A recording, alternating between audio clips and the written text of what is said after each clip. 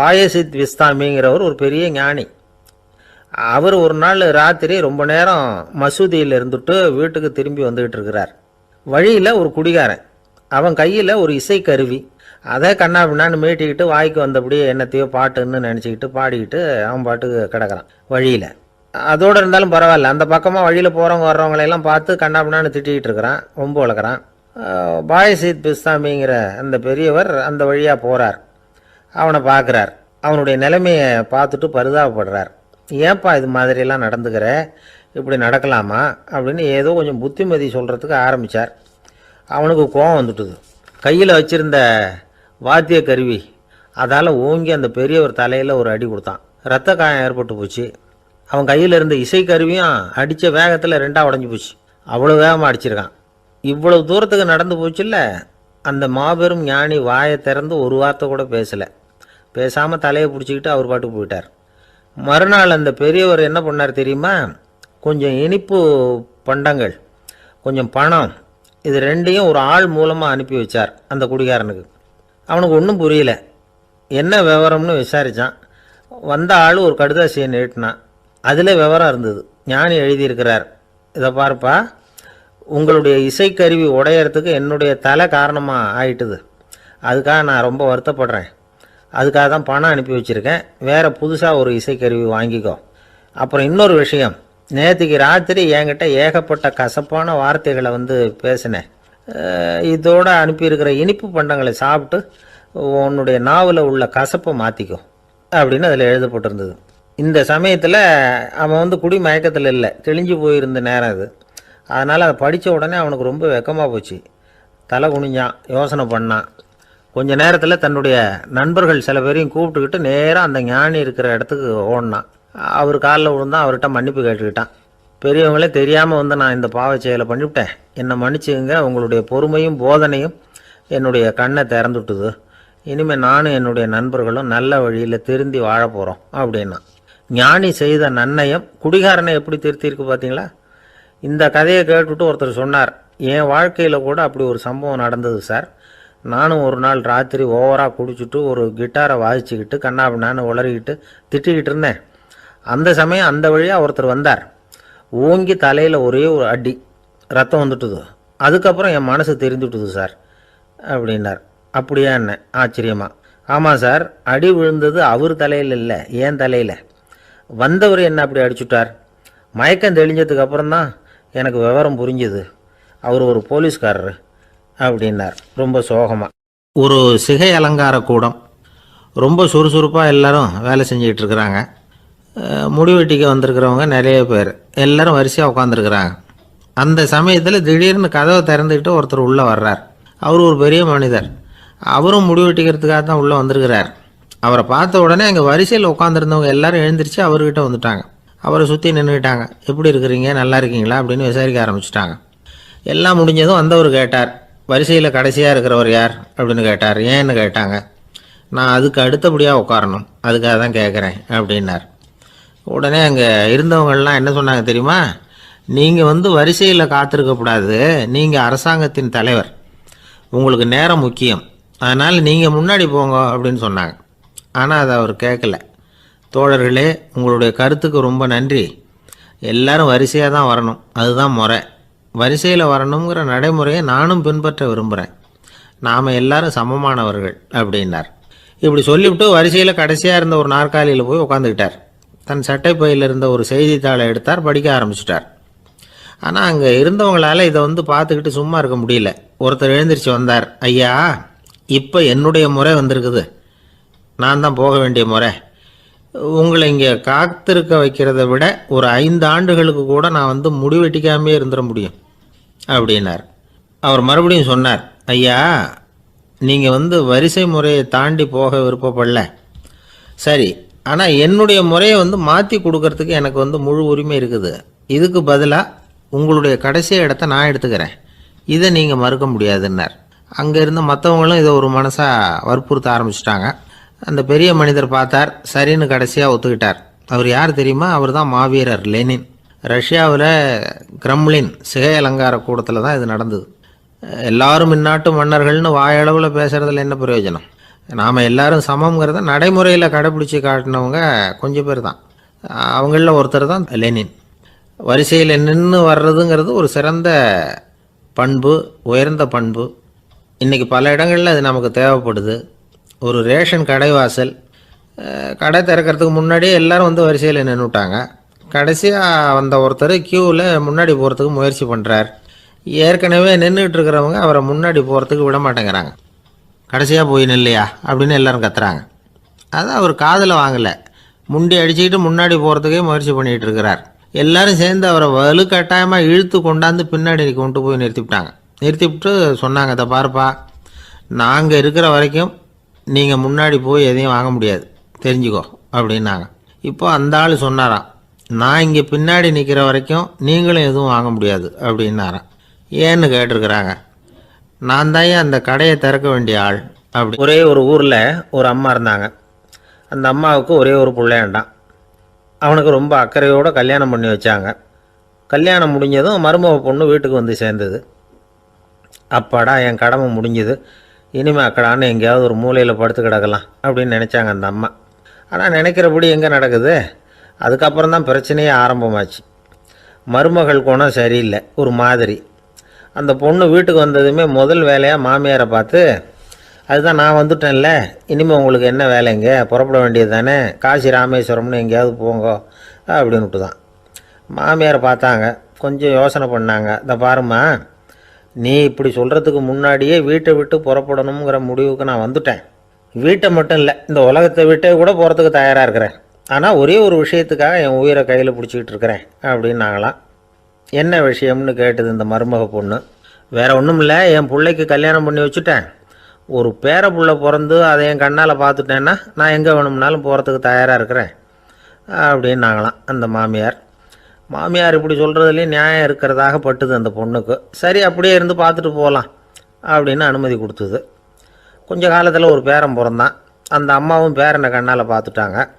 சரி, பேரனை பார்த்தாச்சுல்ல, இனிமேல் புறப்பட வேண்டியது தானே அப்படின்னது மருமக பொண்ணு. மாமியார் பார்த்தாங்க, நீ சொல்கிறது சரிதாம்மா, அதில் ஒன்றும் தப்பு இல்லை. என்னோடய பேரன் உங்களை அம்மா அப்பான்னு கூப்பிடுறத என் காது குளிர கேட்டுட்டு போயிடுறேனே அப்படின்னாங்களாம். சரி, அந்த ஆசையை நிறைவேறட்டும் அப்படின்னு காத்துக்கிட்டு இருந்தாங்க. பேரன் வளர்ந்தான், நடந்தான், பள்ளிக்கூடம் போனால், பெரியவனானான். மருமக பொண்ணு மறுபடியும் மாமியாரை விரட்ட ஆரம்பிச்சுட்டுது, இன்னும் புறப்புள்ளையான்னு. இதை பாருமா, இது வரைக்கும் இருந்துட்டேன். பேரனோட கல்யாணத்தையும் கண்ணால் பார்த்தா தான் இந்த கட்டை வேகும் போல் இருக்குது அப்படின்னு சொல்லி ஒரு மாதிரியாக பேச ஆரம்பித்தாங்க. இதுவும் நியாயமான ஆசையாக தான் படுது அப்படின்னு அது யோசிச்சிருக்கு அந்த பொண்ணு. சரின்னு அதுக்கும் ஒத்துக்கிட்டது. உடனே பேரனுடைய கல்யாணமும் முடிஞ்சது ஒரு வழியாக. இனிமேல் ஒரு நொடி கூட இங்கே இருக்கக்கூடாது, புறப்படுங்க அப்படின்னு மாமியாரை விரட்டிச்சான் அந்த பொண்ணு. இப்போ அந்த மாமியார் தன்னோட மருமகளை பார்த்து சொல்கிறாங்க, இதோ கிளம்பிட்டேம்மா, என் மூட்டை முடிச்செல்லாம் கட்டிக்கிட்டேன், புறப்பட்டுவிட்டேன். அப்படியே நீயும் உன் துணிமணிகளை மூட்டை கட்டிக்கிட்டு கிளம்பிடும், என்னோட சேர்ந்து 2 பேருமா சேர்ந்து போயிடலாம் அப்படின்னாங்களாம். அந்த பொண்ணு முழிக்குது. முழிக்காதே, உனக்கும் ஒரு மருமக வந்துட்டா, இனிமேல் நீயும் ஒரு மாமியார் தானே, உனக்கும் இனிமேல் இங்கே வேலை இல்லை, புறப்படு அப்படின்னாங்களாம். அப்போ தான் அந்த பொண்ணு சிந்திக்க ஆரம்பிச்சுதான், தன்னோட தவறு புரிஞ்சுதான். இந்த தகவலை கேட்டுக்கிட்டு இருக்கிற மருமகள்லாம் இதை பற்றி கொஞ்சம் யோசித்து பார்க்கணுங்கிறதுக்காகத்தான் இதை சொல்கிறோம் மாமியார்கள் சார்பாக. கொஞ்ச நாளைக்கு முன்னாடி ஒரு பொண்ணை பார்த்து பேசுகிற சந்தர்ப்பம் கிடைச்சிது ஒரு கல்யாண வீட்டில். அந்த பொண்ணு சொல்லிச்சு, சார், எனக்கு கல்யாணம் ஆகி 15 வருஷம் ஆகுது, நான் மாமியார்கிட்ட சண்டை போட்டதே இல்லை அப்படின்னு ரொம்ப அடக்கமாக சொல்லிச்சு. அது எப்படிம்மா சாத்தியமாச்சுன்னு கேட்டோம். எனக்கு கல்யாணம் ஆகி 15 வருஷம்தான் ஆச்சு, ஆனால் என் மாமியார் செத்து போய் 20 வருஷத்துக்கு மேலே ஆகிட்டுது அப்படின்னு. கணவன் மனைவி அன்பாக இருக்கணும், ஒருத்தர் நல்லா புரிஞ்சுக்கணும், விட்டு கொடுக்குற மனப்பான்மை வேணும், அதுதான் ஒரு நல்ல குடும்பம். இன்றைக்கி பல குடும்பங்களில் அர்த்தமில்லாத சண்டைகள் தான் அதிகம். கிராமப்புறங்களில் வேடிக்கையாக ஒரு கதை சொல்லுவாங்க. ஒரு ஊரில் ஒரு ஆள் இருந்தான், வேலை வெட்டி இல்லாமல் சும்மாவே இருந்தான். அவனுக்கு கல்யாணம் பண்ணி வச்சாங்களாம். மனைவி வந்து சேர்ந்தா, சும்மாவே உட்காந்துருக்கிறியே, ஏதாவது சம்பாதிக்கிற வழியை பாரு அப்படின்ட்டுருக்கா. அதுக்கு தான் யோசனை பண்ணிகிட்ருக்கிறேன், ஒரு அருமையான ஐடியா அப்படின்னானா. என்ன அது சொல்லு அப்படின்ட்டுருக்கா. அவள் ஒரு ஆட்டுக்குட்டி வாங்க போகிறேன்ருக்கான். அதை வாங்கி என்ன பண்ண போகிறேன்னா, அந்த குட்டி வளரும், பெருசாகும், அதுக்கப்புறம் அது நிறைய குட்டி போடும் அப்படின்ட்டுருக்கான். சரி, அப்புறம் என்ன, அதையெல்லாம் சந்தையில் கொண்டுட்டு போய் விற்றுவிட்டு அந்த காசுக்கு ஒரு எருவு மாடு வாங்கலாம். சரி, அது எதுக்கு? எருவு மாடு நிறைய பால் கொடுக்கும், அதை கொண்டுகிட்டு போய் பால் பண்ணையில் கொடுப்பேன், அல்லது நானே விற்றுருவேன், கை நிறைய காசு கிடைக்கும். அதுக்கப்புறம் ஒரு பசுமாடு வாங்குவேன், பாலையும் விற்கலாம், நாமளும் காஃபி போட்டு சாப்பிட்லாம், இப்படிலாம் சொல்லியிருக்கான். அப்போ அந்த பொண்ணு சொல்லிச்சான், அடுத்த தெருவில் இருக்கிற எங்கள் அம்மா வீட்டுக்கும் கொஞ்சம் பால் கொடுத்து அனுப்பலாம் அப்படின்ட்டுருக்கான் அந்த பொண்ணு. இந்த இடத்துல கணவனுக்கு கோபம் வந்துட்டுது. அது எப்படி உங்கள் அம்மா வீட்டுக்கு எதுக்கு கொடுக்கணும், அதெல்லாம் முடியாதுன்றிருக்கான். இந்த இடத்துல சண்டை ஆரம்பமாயிட்டுது. கொஞ்ச நேரத்தில் 2 பேரும் சத்தம் போட ஆரம்பிச்சிட்டாங்க. கடுமையான சண்டை நடக்கிறத பக்கத்து வீட்டுக்காரன் காதில் வாங்கினான். அவன் ஓடியாந்தான். அவனுக்கு தெரியும், வாங்காத மாட்டுக்காக இப்படி சண்டை போட்டுக்கிட்டு இருக்கிறாங்கங்கிறது அவனுக்கு புரியும். அவன் ஓடி வந்து சொன்னான், ஏண்டா உன்னோட பசுமாட்டை ஒழுங்காக கட்டி போடக்கூடாதான்ருக்கான். என்னடா சொல்கிறேன்னா இவன், உன் மாடு என் தோட்டத்தில் வந்து மேய்ஞ்சுட்டுது, பயிரெலாம் நாசமாயிட்டுது, 10,000 ரூபா அளவுக்கு சேதம், அதை வாங்கிட்டு போகிறதுக்கு தான் வந்தேன், குடுறா 10,000 நானான். இவன் அரண்டு போயிட்டான். அப்புறம் சொன்னான், டேய் நான் இன்னும் மாடே வாங்கலையே, அதுக்குள்ளே அது வந்து எப்படிடா உன் தோட்டத்தில் மேயும், என்னடா உளர்றேன்ருக்கான். நீ தாண்டா இப்போ உளறிக்கிட்டு இருக்க, மாடே வாங்கலை, அதுக்குள்ளே எப்படிடா வந்து உன்னுடைய மனைவி அவங்க அம்மா வீட்டுக்கு பால் கொடுத்து அனுப்ப முடியும் அப்படின்னு அவன் கேட்டானா. நம்மளால் இப்போ தான் புத்தி வந்துதான், அர்த்தமே இல்லாத சண்டை போட்டுக்கிட்டு இருக்கிறோம் அப்படிங்கிறத அவன் புரிஞ்சுக்கிட்டானான். இது நம்ம முன்னோர்கள் சொல்லியிருக்கிற ஒரு கதை. சண்டையில் தான் அர்த்தம் இல்லையே தவிர கதையில் அர்த்தம் உண்டு. அதாவது இல்லாத விஷயங்களுக்காக சண்டை போட்டுக்கிட்டு இல்லறத்தை வீணாக்கிக்கிட்டு இருக்கிற மனிதர்கள் இன்றைக்கு நிறைய பேர் இருக்கிறாங்க. ஒருத்தன் தன்னுடைய மனைவியை பற்றி மாமனார்கிட்ட புகார் சொன்னானா, மாமா உங்கள் பொண்ணு அர்த்தமில்லாத சண்டை போடுறா, எதுக்கு எடுத்தாலும் எடுத்தெறிஞ்சு பேசுகிறா அப்படின்ட்டுருக்கான். நீ எப்படி மாப்பிள்ளை அதை சமாளிக்கிற அப்படின்னு கேட்டிருக்காரு அவர். அவள் எடுத்தெறியறது என் மேலே படாமல் ஒதுங்கி நின்றுக்கிறேன் அப்படின்னு நானா இவன். ஒரு அப்பாவுக்கு 2 பிள்ளைங்க. மூத்தவன் ரொம்ப அடக்கம், அப்பா எது சொன்னாலும் கேட்பான், பெரியவங்களுக்கு கீழ்ப்படிஞ்சு நடப்பான். இளையவன் அப்படி இல்லை, தான் நினச்சதை தான் சொல்லுவான் செய்வான், அடுத்தவங்க சொல்கிறத கேட்க மாட்டான், அடங்கி நடக்க மாட்டான். இந்த 2 பேரில் யாரை வந்து உங்களுக்கு பிடிக்கும்? பெரியவனை தான் பிடிக்கும், ஏன்னா அவன் தான் சொல்கிற பேச்சை கேட்குறவன் அப்படின்னு சொல்லுவீங்க. ஆனால் ஒரு ஞானி என்ன சொல்கிறார் தெரியுமா, ஒரு குழந்தை அதன் அறிவுக்காக மதிக்கப்பட வேண்டுமே தவிர அதனுடைய கீழ்ப்படியும் தன்மைக்காக அல்ல அப்படிங்கிறார். நம்ம குழந்தைகளை வந்து சுயமாக சிந்திக்கிறதுக்கு நாம் விடுறதில்லை, மற்றவங்கள பார்த்து காப்பி அடிக்கிறதுக்கு தான் நாம் அவங்களுக்கு கற்றுக் கொடுக்குறோம். புகழ்பெற்ற மனிதர்கள் சிலருடைய பேரை சொல்லி நீயும் அவர் மாதிரி ஆகணும், இவர் மாதிரி ஆகணும் அப்படின்னு சொல்லிகிட்டே இருக்கிறோம். குழந்தைகள் வந்து தங்களுடைய தனித்தன்மையை வளர்த்துக்கிறதுக்கு நாம் தடையாக இருக்கிறோம். ஒரு குழந்தைகிட்ட அனாவசியமாக வந்து நம்பிக்கையை வளர்த்துடக்கூடாது, எந்த கோட்பாட்டையும் திணிக்கக்கூடாது. நாம் ஏற்கனவே அர்த்தமில்லாத கருத்துக்களையும் கொள்கைகளையும் மனசில் போட்டு நிரப்பி வச்சுருக்கிறோம். இந்த உலகத்துக்கு புதுசாக வந்து சேர்ந்திருக்கிற ஒரு குழந்தையின் தூய்மையான மனசில் நம்ம கருத்துக்களை அறிமுகம் செய்ய அல்லது திணிக்கிறதுக்கு நமக்கு எந்த அதிகாரமும் கிடையாது. ஒரு குழந்தைய நீ இந்த மதத்தை சேர்ந்தவன் அப்படின்னு பிறந்ததுமே ஒரு முத்திரை குத்தி விடுறோம்.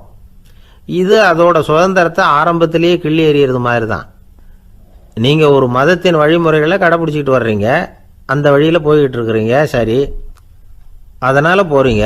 அதுக்காக உங்கள் குழந்தையையும் அதே வழியில் தான் வரணும் அப்படின்னு கட்டாயப்படுத்துறதுக்கு உங்களுக்கு என்ன உரிமை இருக்குது? அந்த குழந்தை சுயமாக சிந்தித்து ஒரு முடிவுக்கு வரட்டுமே, அதுக்கு நீங்கள் ஏன் தடையாக இருக்கிறீங்க? நமக்கு உண்மையிலேயே நம்ம குழந்தை மேலே அன்பு இருந்தால் இது மாதிரி திணிப்பு வேலைகளை செய்யக்கூடாது. திணிப்பு வேலைகளிலிருந்து குழந்தைகளை காப்பாற்றினா போதும், அதுதான் ரொம்ப முக்கியம். அடுத்த தலைமுறை அற்புதமான தலைமுறையாக உருவாகும். நாம் தான் சாதி மத சங்கடங்களில் மாட்டிக்கிட்டு தவிக்கிறோம். அவங்களாவது சாதி மத வேறுபாடு இல்லாத சமுதாயத்தை பார்க்கட்டுமே, அந்த சௌகரியங்களை அனுபவிக்கட்டுமே. அதுக்கு நாம் என்ன செய்யணும்னா ஒன்றும் செய்யாமல் இருந்தால் போதும். ஒரு குழந்தைகிட்ட நம்ம கருத்தை திணிக்கும் பொழுது என்ன ஆகுது தெரியுமா? அது வந்து அவனை அவங்ககிட்ட இருந்தே அப்புறப்படுத்தி விடுது, அவனுடைய தனித்தன்மையை அழிச்சுடுது, அவனை ஒரு எல்லைக்குள்ளே திணிச்சுடுது. இதெல்லாம் அன்புங்கிற பேரால் பெற்றோர்கள் செய்கிற தப்பு. இதெல்லாம் கேட்டுக்கிட்டு இந்த காலத்தில் அப்பா ஒருத்தர் சொன்னார், நான் கருத்துக்களை எல்லாம் என் பையன்கிட்ட திணிக்கிறது இல்லைங்க, ஆனால் அதிகமாக சாப்பிட சொல்லி கட்டாயப்படுத்துவேன் அப்படின்னார். உங்கள் வீட்டு சமையல் அவ்வளோ நல்லா இருக்குமான்னு கேட்டாங்க. நல்லா இருந்தால் நான் ஏன் அவனை சாப்பிட சொல்லி கட்டாயப்படுத்த போகிறேன் அப்படின்னார். லோகமானிய பாலகங்காதர திலகர் இருந்தார்ல, அவருக்கு 15 வயசுலேயே கல்யாணம் நடந்துதான். மனைவி பேர் தபிபாய், ரொம்ப பெரிய குடும்பத்து பொண்ணு, நல்ல குணம். அவங்க குடும்பம் நடத்திக்கிட்டு இருக்கிறாங்க. அந்த காலத்தில் திருடர்கள் பயம் அதிகம். இந்த காலத்தில் மட்டும் என்னன்னு கேட்குறீங்களா? நீங்கள் கேட்குறது நியாயம்தான். இருந்தாலும் இந்த காலத்து திருடனுக்கும் அந்த காலத்து திருடனுக்கும் ஒரு முக்கியமான வித்தியாசம் உண்டு. அதாவது அந்த காலத்து திருடன்லாம் நியாயம் அநியாயம் பார்க்குறது உண்டு, இந்த காலத்தில் அப்படி பார்க்குறது இல்லை. அந்த காலத்தில் திருட வர்றவங்கள்ட்ட கூட ஒரு தார்மீக உணர்வு உண்டாம். அதாவது அப்போ உள்ள கொள்ளைக்காரங்க எதை களவாடினாலும் சரி, அரிசியை மட்டும் களவாடுறது இல்லையா, அப்படி ஒரு கொள்கை. அதனால் பாருங்கள், அந்த காலத்து பெண்கள் நகை நட்டுகளை பத்திரமா வைக்கணும்னா பெட்டியில் வைக்கிறது இல்லை, அரிசி பானையில் போட்டு வச்சு விடுறது. இப்போல்லாம் பேங்க்கில் சேஃப்டி லாக்கர்னு இருக்குல்ல, அது மாதிரி அந்த காலத்தில் சேஃப்டி லாக்கருங்கிறது அரிசி பானை. இந்த வளையல், மூக்குத்தி, தோடு இப்படி எதுவாக இருந்தாலும் அதில் போட்டு பத்திரமா வச்சுருவாங்க. திருடன் அரிசி பானை பக்கம் போகிறதில்ல. ஏன்னா சாப்பிட்ற விஷயத்தில் கை வைக்கக்கூடாது, அது பாவம் அப்படின்னு அவன் நினைக்கிறான். திலகரோட மனைவி தபீபாயும் அதே மாதிரி தன்னுடைய ஆபரணங்களை ஒரு அரிசி பானைக்குள்ளே போட்டு மூடி வச்சுருந்தாங்களாம். இப்படி இருந்தப்போ ஒரு நாள் ஒரு பிச்சைக்கார பொண்ணு வீடு வீடாக பிச்சை கேட்டுக்கிட்டே வந்திருக்குது. திலகர் வீட்டுக்கும் தர்மம் போடுங்க தாயே அப்படின்னு தான் அந்த பொண்ணு. அந்த அம்மா தபீபாய் காதில் இது விழுந்திருக்கு. உடனே கை நிறைய அரிசி அள்ளிக்கிட்டு போட்டிருக்கு. பாத்திரத்தில் அரிசியை போட்டதுக்கு அப்புறம் தான் தெரியுது, பளிச்சுன்னு கண்ணில் படுது. அதாவது அந்த அம்மாவோட வைர மூக்குத்தி ஒன்று அரிசியோடு சேர்ந்து அந்த பிச்சைக்கார பொண்ணு பாத்திரத்தில் போய் விழுந்துட்டுது. இந்த அம்மாவுக்கு மனசுக்குள்ளே குழப்பம், என்ன இப்படி ஆகிட்டுதே, மூக்குத்தி போயிட்டுதே, பிச்சை பாத்திரத்துலேருந்து அதை எப்படி எடுக்கிறது அப்படின்னு தயக்கம். வாயை திறந்து அதை கேட்குறதுக்கும் கூச்சம். திண்ணையில் உட்காந்துருந்த திலகர் இவ்வளவையும் பார்த்துக்கிட்டு இருக்கிறார். மனைவியின் மனசுக்குள்ளே நடக்கிற மௌன போராட்டத்தை அவர் நல்லா புரிஞ்சுக்கிட்டாராம். மனைவியை பார்த்து சொன்னாராம், தபீபாய், இது தெய்வ சம்மதம், அவளுக்கு சேர வேண்டிய மூக்குத்தி அவகிட்ட போயிட்டுது, பிச்சை பாத்திரத்தில் விழுந்த மூக்குத்தியை எடுக்க வேணாம் அப்படின்னாராம். சரின்னு சொல்லிவிட்டு மேற்கொண்டு எதுவும் சொல்லாமல் அந்த அம்மா வீட்டுக்குள்ளே போயிட்டாங்களாம். இந்த காலத்துலலாம் அது மாதிரி நடக்குமா? வெறும் அரிசியை போட்டுவிட்டு விவகாரம் பண்ணிகிட்டு இருக்க மாட்டோமா? ஒரு பெரிய மனுஷன் வீட்டுக்கு ஒரு பிச்சைக்காரன் வந்தான். ஐயா, நாங்கள் பிச்சைக்காரங்கள்லாம் சேர்ந்து ஒரு சங்கம் வச்சுருக்குறோம், அதுக்கு நிதி சேர்க்குறோம், அதுக்கு ஒரு 100 ரூபா கொடுத்தீங்கன்னா எங்களுக்கு பெரிய உதவியாக இருக்கும் அப்படின்னானா. அதெல்லாம் ஒன்றும் கொடுக்க முடியாது போ அப்படின்னாரான் அவர். அப்படின்னா ஒரு 50 ரூபாயாவது கொடுங்களேன் அப்படின்ட்டுருக்கான். அதுவும் முடியாதுன்னு சொல்லிவிட்டார். 25 ரூபா அப்படின்ட்டுருக்கான். எதுவும் முடியாது அப்படின்னாரான். சரிங்க, இவ்வளோ பெரிய வீட்டுக்கு வெறுங்கையோடு திரும்புறது நல்லா இருக்காது, அதனால் சும்மா ஒரு 1 ரூபா மட்டுமாவது கொடுங்க அப்படின்ட்டுருக்கான் அவன். ஒரு பைசா கூட என்கிட்ட கிடையாது அப்படின்னு விட்டாரான் இவர். அப்படின்னா நீங்கள் ஒரு காரியம் பண்ணுங்களேன் அப்படின்னானா அவன். என்ன செய்யணும் அப்படின்ட்டுருக்கார். எங்கள் சங்கத்தில் நீங்களும் ஒரு மெம்பராக சேர்ந்துருங்க அப்படின்னானா. ஒரு ஊரில் ஒரு மன்னன் இருந்தான், கொடுங்கோல் மன்னன். நிறைய தொந்தரவு பண்ணிக்கிட்டு இருந்தான். அவன் ஒரு தடவை என்ன பண்ணான் தெரியுமா? ஒரு தப்பும் பண்ணாத ஒரு இளைஞனை பிடிச்சி ஜெயிலில் அடைச்சுட்டான். அந்த பையனோட சொந்தக்காரங்கள்லாம் ராஜா கிட்ட போனாங்க. அவன் ஒரு தவறும் பண்ணலை, அவனை விடுதலை பண்ணுங்க அப்படின்னு கெஞ்சி கேட்டுக்கிட்டாங்க. மன்னன் யோசனை பண்ணான். அந்த இளைஞனை கூப்பிட்டுக்கிட்டு வர சொன்னான். அவனை கொண்டாந்து ராஜா முன்னாடி நிறுத்தினாங்க. இதை பாருப்பா, உன்னை நான் விடுதலை பண்ணுவேன், ஆனால் ஒரு கண்டிஷன், அந்த நிபந்தனையை நீ நிறைவேற்றினா உனக்கு விடுதலை அப்படின்னா மன்னன். சரின்னு ஒத்துக்கிட்டான் பையன். மன்னன் கண்டிஷன் என்னங்கிறத சொன்னான். உங்ககிட்ட ஒரு செம்மறி ஆட்டை கொடுக்க போகிறேன், 1 மாதத்துக்கு அதுக்கு தேவையான தீனியையும் கொடுக்க போகிறேன். 1 மாதம் கழித்து அந்த ஆட்டை எடை போட்டு பார்ப்பேன். அந்த ஆட்டின் எடை கொஞ்சம் கூட கூடி இருக்கக்கூடாது. எடை கூடி இருந்தால் உனக்கு விடுதலை கிடையாது. என்ன சொல்கிற அப்படின்னா. பையனுக்கு ஒன்றும் புரியல, பயமாக போயிட்டுது. குழம்பிக்கிட்டே நின்றுக்கிட்டு இருக்கிறான். சரி, ஒரு நாள் டைம் தரேன், நல்லா யோசனை பண்ணி பார்த்துட்டு நாளைக்கு உன் முடிவை சொல்லு அப்படின்னா மன்னன். பையன் கவலையோடு வெளியில் வந்தான். அங்கே ஒரு பெரியவர் நின்றுக்கிட்டு இருந்தார். அவர்கிட்ட விஷயத்தை சொன்னான். அந்த பெரியவர் இந்த பையனுக்கு காதோட காதாக ஒரு வழியை சொல்லி கொடுத்தார். அதை கேட்டதும் பையன் மறுபடியும் மன்னன் முன்னாடி நின்னா, உங்கள் நிபந்தனையை ஏற்றுக்கிறேன்னு சொன்னான். மன்னன் ஒரு ஆட்டுக்குட்டியையும் அதுக்கு 1 மாதத்துக்கு தேவைப்படுற தீவனத்தையும் கொடுக்கும்படியாக உத்தரவு போட்டான். கொடுத்தாங்க, ஓடிட்டு போயிட்டான். 1 மாதம் தினமும் தவறாமல் அந்த தீவனத்தை ஆட்டுக்குட்டிக்கு போட்டுக்கிட்டு இருக்கிறான். 1 மாதம் கழித்து அந்த ஆட்டை அரண்மனைக்கு ஓட்டிகிட்டு போனான். மன்னன் அதை எடை போட்டு பார்க்குறான், எடை கூடவே இல்லை, அப்படியே தான் இருக்குது. உடனே போட்ட நிபந்தனைப்படி அந்த இளைஞனை விடுதலை பண்ணிவிட்டான். சரி, ஆட்டுக்கு எடை கூடாமல் இருக்கிறதுக்கு அந்த பெரியவர் சொல்லி கொடுத்த யோசனை என்ன அப்படின்னா, அது வேற ஒன்றும் இல்லை. அந்த ஆட்டுக்கு எதிரில் அது கண்ணில் படுற மாதிரி ஒரு ஓநாயை கட்டி போட சொன்னார். அவ்வளவுதான். ஆட்டுக்கு ஓநாய்ங்கிறது பிறவி பகை. ஓநாயை பார்த்தா ஆடு நடுங்க ஆரம்பிச்சிரும், அவ்வளவு பயம். தினமும் அந்த ஆடு பயந்துக்கிட்டே தீனி சாப்பிட்டுது, எடை கூடல. அதுதான் ரகசியம். இது சின்ன பிள்ளைங்களுக்கான ஒரு கதை. இதிலேருந்து தெரிஞ்சிக்க வேண்டிய உண்மை என்னென்னா, நாமெல்லாம் சாப்பிட்றப்ப மனசும் உடம்பும் அமைதியாக இருக்கணும். அப்போ தான் அது உடம்புல விட்டோம். அவசரத்துலேயும் பயத்துலேயும் சாப்பிட்டா அது சரியாக ஜீரணமாகாது. இன்னொரு ராஜா இருந்தார். அவரும் ஒரு இளைஞனை ஜெயிலில் அடைச்சி விட்டார். விடுதலை பண்ணணும்னா ஒரு கண்டிஷன்னார். என்னன்னு கேட்டான். ஒரு ஆட்டுக்குட்டியை அவன் முன்னாடி கொண்டாந்து நிறுத்துவேன், நீ அதுக்கிட்ட ஒரு கேள்வி கேட்கணும், அதுக்கு சரியான பதிலை சொல்லணும். அப்படி செஞ்சுட்டா உனக்கு விடுதலைன்னார். இளைஞன் யோசனை பண்ணி பார்த்தான். சரின்னு ஒத்துக்கிட்டான். அது பிரகாரமே ஆட்டுக்குட்டியை பதில் சொல்ல வச்சுட்டான். என்ன நடந்தது தெரியுமா? ஆட்டுக்குட்டியை கொண்டாந்து நிறுத்தினாங்க. இவன் மெதுவாக அதுக்கிட்ட போனான். அது காதுகிட்ட போய் ஏப்ரலுக்கு அடுத்த மாதம் என்ன மாதம்னு கேட்டான். அது உடனே மேன்னு கத்திச்சு. இவன் விடுதலை ஆயிட்டான். காஞ்சிபுரத்தில் பல்லவ ராஜா ஒரு கோவில் கட்டினார், கைலாசநாதர் கோவில். அதுக்கு கும்பாபிஷேகம் பண்ணுறதுக்கு ஒரு நாள் குறிப்பிட்டு அதுக்கு வேண்டிய ஏற்பாடுகள்லாம் பண்ணினார். முதல் காரியமாக கடவுளை வேண்டிக்கிட்டார். நீங்கள் இந்த கும்பாபிஷேகத்துக்கு நேரில் வந்து கலந்துக்கணும்னார். கடவுள் அந்த ராஜா கனவுல வந்தார். நீ கும்பாபிஷேகம் வச்சிருக்கிற அதே நாளில் அதே நேரத்தில் எனக்கு இன்னொரு ஊரில் ஒரு கும்பாபிஷேகம் இருக்குது, அதுக்கு போக வேண்டியிருக்கு. அதாவது திருநின்ற ஊரில் என்னுடைய பக்தர் ஒருத்தர், அவரும் ஒரு கோயில் கட்டி கும்பாபிஷேகம் செய்கிறார். நான் அதுக்கு போக வேண்டியிருக்கு, அதனால் உன்னுடைய தேதியை நீ மாற்றி வச்சுக்கோ அப்படின்னார்.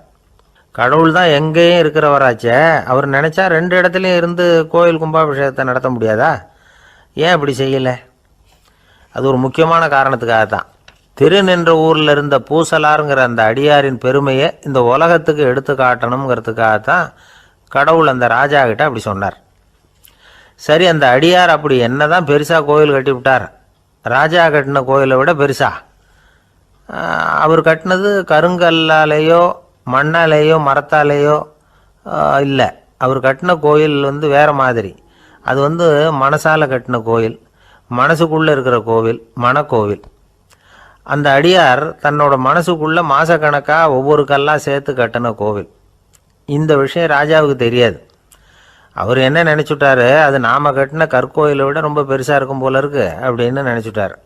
சரி, அப்பேற்பட்ட அந்த கோயிலை தரிசனம் பண்ணிவிட்டு வருவோம் அப்படின்னு நினச்சி ராஜா திருநின்ற ஊருக்கு போகிறார். அங்கே போய் பார்த்தா கோயிலையும் காணும், ஒன்றையும் காணும். கடைசியில் பூசலார் கட்டின மனக்கோவில் தான் அதுங்கிறத அவர் புரிஞ்சுக்கிறார். உடனே அந்த அடியாரின் காலில் விழுந்து வணங்குறார். அவரோ, இது மனசால முயன்ற கோவில், இதுக்கு இத்தனை பெருமையா அப்படின்னு ஆச்சரியப்படுறார். இதில் ஆச்சரியப்படுறதுக்கு ஒன்றும் இல்லை. ஆண்டவன் விரும்புகிறது அகபக்தியையே தவிர புற தோற்றங்களே அல்ல. இதை நாம் புரிஞ்சுக்கிட்டோம்னா நமக்குள்ள எந்த வேறுபாடுகளும் வர்றதுக்கு வழியே இல்லை. இன்னொரு ராஜா இருந்தார். அவர் ஆண்டவனுக்கு படைக்கிறதுக்காக ஒரு தார் நல்ல செவ்வாழைப்பழமாக எடுத்துக்கிட்டு போகணும்னு நினச்சார். அதனால் நாளே அதை வாங்கிட்டு வர சொன்னார் வேலைக்காரங்கிட்ட. வேலைக்காரன் போனால் கடைத்தெருவில் ஒரு தார் பழம் வாங்கினான். வர்ற வழியில் அவன் குடிசை. அப்படியே எட்டி பார்த்துட்டு போவோமேன்னு நினச்சான். போனான். அங்கே இவனோட குழந்தை பாவம் பசியால் கத்திக்கிட்டு இருக்கு. இவன் பார்த்தான், இவ்வளவு பெரிய தாரில் ஒரு 2 பழம் எடுத்தா தெரியவா போகுது அப்படின்னு நினச்சி ஒரு 2 பழத்தை பிச்சு அந்த குழந்தைகிட்ட கொடுத்தான். அதை வாங்கி வயிறார சாப்பிட்டுது. பசி அடங்குச்சு, விளையாட போயிட்டுது. இவன் அதுக்கப்புறம் வாழைப்பழத்தை எடுத்துக்கிட்டு அரண்மனைக்கு வந்தான். 2 பழம் பிச்சிருக்கிறது ராஜாவுக்கு தெரிஞ்சு போச்சு. இவன் உண்மையை சொல்லிவிட்டான். உடனே ராஜா, கடவுளுக்கு படைக்க வேண்டிய பொருளை குழந்தை எச்சில் பண்ண விட்டுருக்கியே அப்படின்னு சொல்லி அவனை கட்டி வச்சு சாட்டையால் அடித்தார். பாவம். மறுநாள் பழத்தை கோயிலுக்கு எடுத்துகிட்டு போனார். கடவுள் முன்னாடி வச்சார். கடவுள் கண்ணை திறந்து பார்த்தார். பழம்லாம் அழுகி இருக்குது. என்ன இது அழுகி போன பழம் அப்படின்னார். ராஜா முழிச்சார். நல்லா தானே இருந்தது அப்படின்னு நினச்சார். அப்போ கடவுள் அந்த ராஜா கிட்ட சொன்னாராம், இதை பார்ப்பா, இந்த தாரில் 2 பழம் தான் நல்ல பழம். அந்த 2 பழங்களையும் நேற்றுக்கே நான் சாப்பிட்டுட்டேன் அப்படின்னாராம். அப்போ தான் ராஜாவுக்கு புரிஞ்சுது, ஏழை குழந்தையின் பசியை தீர்க்கறதுக்காக உதவுன அந்த 2 பழம்தான் இறைவன் சாப்பிட்ட பழம்னு. இறைவன் இருக்கிற இடம் எது? இதுதான். ஒரு பெரியவர்கிட்ட பேசிக்கிட்டு இருந்தேன். அவர் என்கிட்ட ஒரு கேள்வி கேட்டார். திருடர்கள் எத்தனை வகை தெரியுமா உனக்கு அப்படின்னார். இதுதான் அவர் கேட்ட கேள்வி. எதுக்காக என்ன பார்த்து அந்த கேள்வி கேட்டார் தெரியல. இருந்தாலும் நான் அவருக்கு பதில் சொன்னேன். திருடர்களில் வந்து எத்தனையோ வகை உண்டுங்க. கார் திருடன், சைக்கிள் திருடன், முகமூடி திருடன், இப்படி சொல்லிகிட்டே போகலாம். இருந்தாலும் என்னுடைய சிற்றறிவுக்கு எட்டின வரையில் திருடர்களை வந்து 2 வகையாக பிரிக்கலாம் அப்படின்னு நினைக்கிறேன். ஒன்று ராத்திரியில் திருடுற திருடன், இன்னொருத்தன் பகலில் திருடுற திருடன். அதாவது பகல் திருடன், ராத்திரி திருடன் அப்படின்னு பெரியவர் சிரித்தார். என்ன சிரிக்கிறீங்களே, என்ன கள்வர்கள் 4 வகை அப்படின்னு ஆரம்பித்தார். எப்படின்னு கேட்டேன். சாப்பாட்டுக்கு இல்லாமல் திருடுறாங்க பாருங்கள், அது ஒரு வகையான். சாப்பாட்டுக்கு இருந்தும் திருடுறாங்க பாருங்கள், அது ஒரு வகையான். இதை தவிர இன்னும் ஒரு 2 வகை திருட்டு உண்டு. அது என்னென்னா, ஆண்டவன்கிட்ட இருந்து நாம் திருடுற திருட்டு, இன்னொன்று என்னென்னா நம்மக்கிட்ட இருந்து ஆண்டவன் திருடுற திருட்டு அப்படின்னார். எனக்கு ஒன்றும் புரியல. என்ன சார் இது, ஆண்டவனையே வந்து திருடன்னு சொல்கிறீங்களே அப்படின்னு ஆச்சரியமா. ஆமாங்க, ஆண்டவனை வந்து கள்வன்னு சொல்கிறது இல்லையா. காஞ்சிபுரத்துக்கு பக்கத்தில் திருக்கார்வனம் அப்படின்னு ஒரு ஊர் இருக்குது. அங்கே உள்ள பெருமாளுக்கு வந்து கள்வர்னு தான் பேர். அது மட்டும் இல்லை, திருமங்கையாழ்வார் தம்முடைய திரு நெடுந்தாண்டகத்தில் கார்வனத்துள்ளாய் கல்வா அப்படின்னு தான் அழைக்கிறார் அப்படின்னு நிறைய உதாரணம்லாம் சொல்ல ஆரம்பித்தார். அதுக்கப்புறம் அவர்கிட்ட பேசி நான் புரிஞ்சுக்கிட்ட விவரங்களை தான் நான் இப்போ உங்ககிட்ட சொல்ல போகிறது. அதாவது அவர் சொன்ன முதல் வகை திருடர்கள் வந்து சாப்பாட்டுக்கு இல்லாமல் திருடுறவங்க. இவங்களை வந்து திருத்தி போடலாம். சாப்பாட்டுக்கு இருந்தும் பணம் சேர்க்கணுங்கிற ஆசையால் பொய் கணக்கெல்லாம் எழுதுகிறாங்க பாருங்கள், அவங்க தான் 2வது வகை. 3வது வகை திருட்டு தான் மிகப்பெரிய திருட்டு. இறைவனுக்கு சொந்தமானதை நம்முடையதுன்னு நினைக்கிற திருட்டு. எது இறைவனுக்கு சொந்தமானது அப்படின்னா ஆத்மா. பகவானுக்கு சொந்தமான ஆத்மாவை நம்முடையதுன்னு நினைக்கிறது தான் அந்த மாபெரும் திருட்டு. இதுக்கு பேர் தான் ஆத்மாபகாரமா. சரி, இதுக்கு பரிகாரம் என்ன? எல்லாம் இறைவனுடையது, நமக்கு ஒன்றும் இல்லை அப்படின்னு நினைக்கிறது தான் இதுக்கு பரிகாரம். இதெல்லாம் இருக்கட்டும். 4வது திருட்டு ஒன்று சொன்னோம்ல, ஆண்டவன் நம்மகிட்ட இருந்து திருடுறது. அது எப்படி? ஆண்டவனை வந்து கள்வன்னு சொல்கிறாங்க, அது சரி. அவர் என்னத்தை திருடினார்? இப்போ இன்னொருத்தருக்கு சொந்தமான ஒன்றை எடுத்து வச்சுக்கிறது தான் கள்ளத்தனம். ஆனால் ஆண்டவன்னு எடுத்துக்கிட்டோம்னா இருக்கிறது எல்லாமே அவனுக்கு சொந்தம். அப்படி இருக்கிறப்போ அவரை எப்படி கள்வன்னு சொல்கிறது? இது என்ன புரியாமல் இருக்குதே அப்படின்னு சொல்லி பார்த்தா அதுக்கும் விளக்கம் சொல்கிறாங்க அவங்க. அதாவது ஆண்டவனுக்கு வந்து உருவமே கிடையாது, அரூபமாக இருக்கிறவன், அதாவது உருவம் இல்லாமல் இருக்கிறவன். அப்படி உள்ள பகவான் வந்து நம்மளை மாதிரி உருவத்தில் இருக்கிறான். நம்மளை மாதிரியே கையை காலு மூக்கெல்லாம் இருக்குது ஆண்டவனுக்கு. இந்த உருவம் நம்மகிட்ட இருந்து திருடினது தானே. அவன் வந்து தன்னுடைய உண்மையான திருமேனியை வந்து நமக்கு காட்டாமல், அதாவது தரிசனம் கொடுக்காமல் இருக்கிறது கள்ளத்தனம் தானே. அதனால தான் இதுவும் ஒரு பெரிய திருட்டு, இருக்கிறதுலேயே மிகப்பெரிய திருட்டு அப்படிங்கிறார். என்கிட்ட பேசிக்கிட்டு இருந்தார், இந்த விஷயம்லாம் சொல்லிகிட்டு இருந்தார் அந்த பெரியவர். அதாவது திருட்டை வந்து ஆன்மீக நோகத்தில் அவர் பார்க்குறார். நம்ம பார்வையில் இதை விட அபூர்வமான திருட்டுலாம் இங்கே உண்டு, அபூர்வமான திருடர்களும் உண்டு. ஒரு திருடன் சிறையிலிருந்து விடுதலையாகி வெளியில் போனான். கொஞ்ச நாளில் மறுபடியும் திரும்பி ஜெயிலுக்கு வந்துட்டான். அப்போது சிறை அதிகாரி அவனுக்கு வந்து அறிவுரை சொன்னாராம். ஏன்பா இப்படி அடிக்கடி தப்பு பண்ணிவிட்டு ஜெயிலுக்கு வந்துவிடுறியே, உனக்கு சொந்த பந்தம் எதுவும் இல்லையா? உனக்கு அப்பா, அண்ணன், தம்பிகள் அவங்க கூட எல்லாம் சேர்ந்து வாழணுங்கிற ஆசை இல்லையா அப்படின்னு கேட்டிருக்கார். அவங்களோட சேர்ந்து வாழணுங்கிற ஆசை எனக்கு நிறைய உண்டுங்க சார் அப்படின்னு அவன். அப்புறம் எதுக்கு இப்படி ஜெயிலுக்கு வந்துவிடுற அப்படின்னாரான் அவர். அவங்க எல்லாருமே இங்கே தானே சார் இருக்காங்க அப்படின்னு அவன்.